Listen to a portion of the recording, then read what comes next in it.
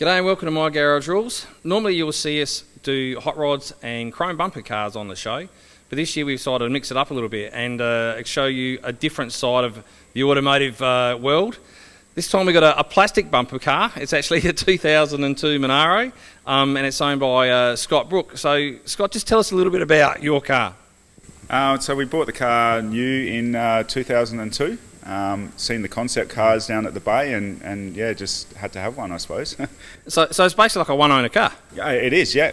Like I said, yeah, bought from the Holden dealerships off the showroom floor, and yeah, back in 2002, November, so yeah. So what colour is it? It's Delft Blue. So this is just like a factory colour, and you've just given it a lot of love, and now it sparkles. Yeah, factory colour, lots of polish, lots of TLC, so yeah. Just looking at the engine, it looks like it's a 383. It's got like a custom air intake. It's got flames in there. So you tell us a bit about what you've done. Yeah, we had a little bit of a mishap with the engine. It needed a rebuild. So as you do, you rebuild it bigger and better, and we put the 383 stroker in it with all the good bits in the engine. And while the engine was out, I wanted a nice detailed engine bay to try to compete with the older style Monaros with their nice clean engine bays.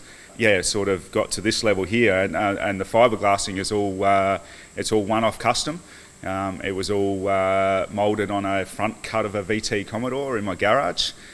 So there's not very many off-the-shelf items that are in the engine bay. Yep. Everything's pretty much custom made and painted up with the custom ghost flames, just to give it that sort of bit of old school flavour. So yeah. The airbrushing's like really nice and it's really tasteful. So who did that for you? Troy from Nightmare Designs. He does a lot of bike stuff. Yeah. And his work is just impeccable. So he did an awesome job with the flames. They look really cool. It's got a bit more power now. How have you put it on the dyno to see what sort of power it's got? Yeah, look, the power, that wasn't my ultimate goal, but obviously you always like a bit more power. So she's putting out about 450 horsepower at the rear wheels. Decent for a street car. So yeah, pretty happy with that. Yeah, well, that sort of power, that'd be 12, maybe even 11-second car if you ever took it down the drags. Have you ever gone down the drags in it? I did, middle of last year, with a very average driver and not very good starts. I managed a 12.2, so and that was with over full weight car. All I've done is sort of add weight to the car, not reduce weight. So yeah, pretty good time. Yeah. So looking at the inside, Scott, it looks like a pretty standard Monaro, but I see you've done a few changes there. So it's got like these flame gauges and a chrome insert. So what was the deal with the gauges? What did you go with that look? The Monaros, yeah, like you said, come out with a pretty nice interior from the factory. So not really a lot is needed, but yeah, I just wanted to add some custom touches. So the billet gauge surround and flame gauges were a nice touch from a place in America that got them shipped in, and I had some engraving done on it. So a bit of embroidery in the headrest and a few other highlights in the engine bay just to nicen it up a bit and just add some custom touches. Yeah, and what I've liked, you've got like the flame theme on the bonnet, under the bonnet, and now it's brought into the back of into the interior of the car as well. So it looks pretty good. You've got a couple extra gauges there. What are they for? Yeah, just oil pressure and volts gauge in there, and they light up nicely, and a little bit of a custom fascia with the Monaro in it as well. Yeah. And this has got like an airbag suspension on there. So how do you control that? Is that from the inside? Yeah. So I've got an E-level, AccuAir E-level setup on it, which is all self-leveling. 3 preset settings and adjustability on all 4 corners manually when the handbrake's engaged. So yeah. Oh, okay. So is that like a remote control, or is it like wired into the car and you can't take it out? It's wired in. You can get like an app for your phone, this is it's on a wire, so I can actually pull it out of the car and adjust it. Yeah. But it's got all its presets as well. So yeah. Oh, pretty good. HSV pedals in there. It's like a nice leather interior. It looks pretty good. Yep. So tell us about what you've done in the boot.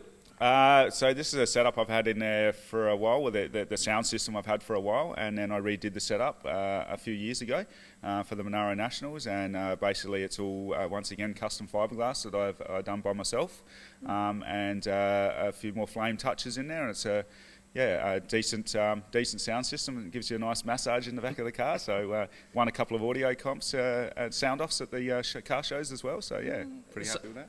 So how many dB does it do? At the moment, it's about 136 dB. So yeah. So that's enough to send you deaf if you're in there for a while. Yeah. So it looks like there's like 2 Eclipse subs, and what else is in there? So yeah, Eclipse mono amp and digital amp. That's powering all digital. It's powering all the interior speakers, so it puts out decent sound. And 2 12-inch subs that definitely shake the bones. So yeah, it's good.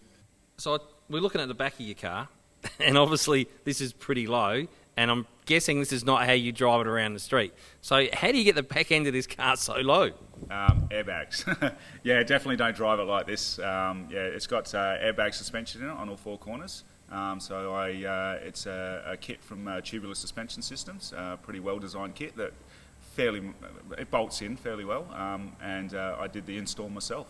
So you can control left and right on the front and rear, so the front right can go down or the front left can go down, and then you can raise it at the front and put it down, and you can raise the back and put it down, and then you can have it in full drive spec, the whole lot. Is that right?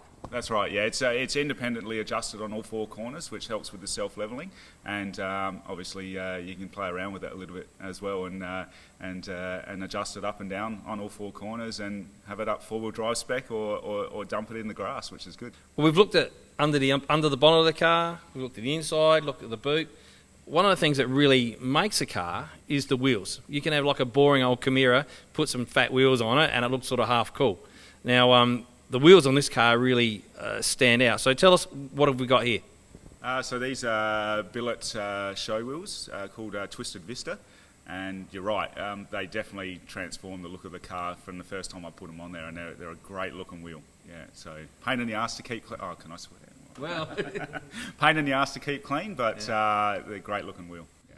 So I think they're 19s, and like I've had some of these on one of my cars, and they're called show wheels because they are show wheels. Because if you don't look after them, you know the water just like puddles, and you got brake dust in there, and that can also etch into the chrome and the billet as well. So a lot of maintenance on these.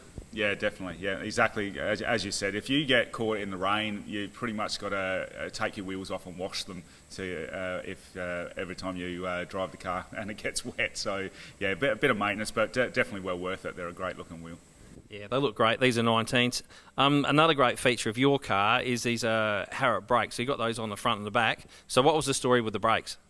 Basically, yeah, obviously a big open spoke wheel looks great, but with small brakes behind them, they don't look too good. So nice big Harrops, and just to fill the wheel up, and obviously gives me good stopping power, 4-piston front and rear. They stop really well and look good as well.